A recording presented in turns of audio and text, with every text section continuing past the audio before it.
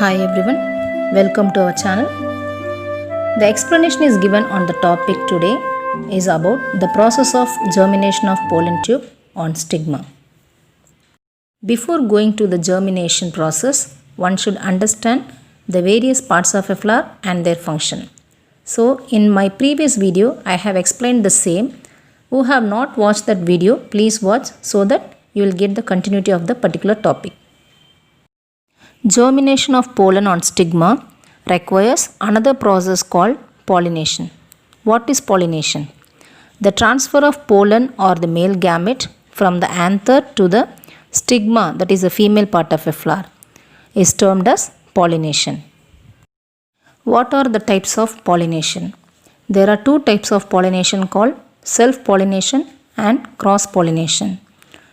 Self-pollination, the transfer of pollen from the anther to the stigma of the same flower or another flower of the same plant is termed as self-pollination. Whereas cross-pollination, it takes place in the flower present on the different plants of the same species or different species. So it is termed as cross-pollination. The self-pollination doesn't require any external agents for the transfer of pollen grains, and no new characters are formed, and also it preserves the parental character. Whereas cross-pollination, it requires water, wind, animal, insect and human being for the transfer of pollen grains, and the new characters are also formed. It doesn't preserve the parental character, but they develop some of the adaptations. Hybrid varieties having the desired characters can be produced by cross-pollination. So these are the major differences between self and cross-pollination. So the transformation of pollen from the anther, that is from the male part to the female part called the stigma, this transformation is termed as pollination. If the transformation is taking place within the same flower, it is termed as self-pollination. Or if the transformation of pollen from the anther to the stigma of the different flower, it is called as cross-pollination.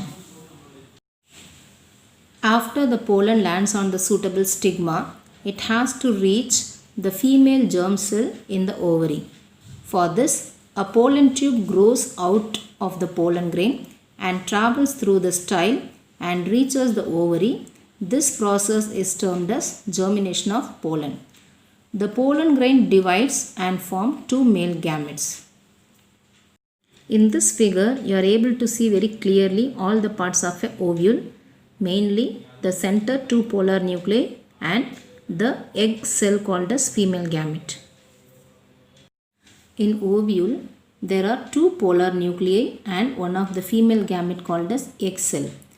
So the pollen grains carries two male gametes. One of the male gamete is fused with the egg cell, and this fusion is termed as syngamy, results in the diploid cell called zygote.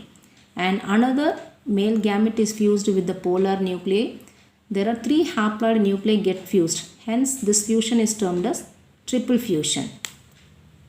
Since two types of fusion takes place, that is, one male gamete is fused with the egg, that is called as syngamy, and another one gamete is fused with the two polar nuclei called as triple fusion.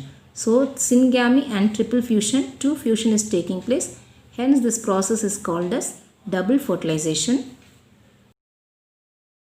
After fertilization, what will happen? It gives an answer of post-fertilization changes in a flower. As I said you, the egg cell with male gametes fuse to form zygote.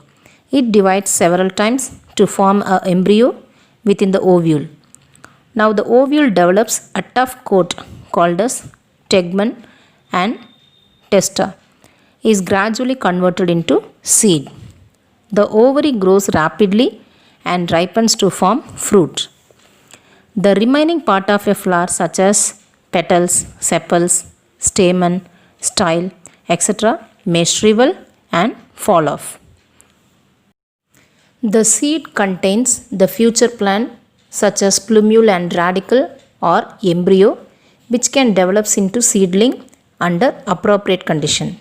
This process is known as germination of a seed. I hope all have understood the video. If you have any doubt, You can ask me and share your valuable comments in the comment box. Thank you for watching.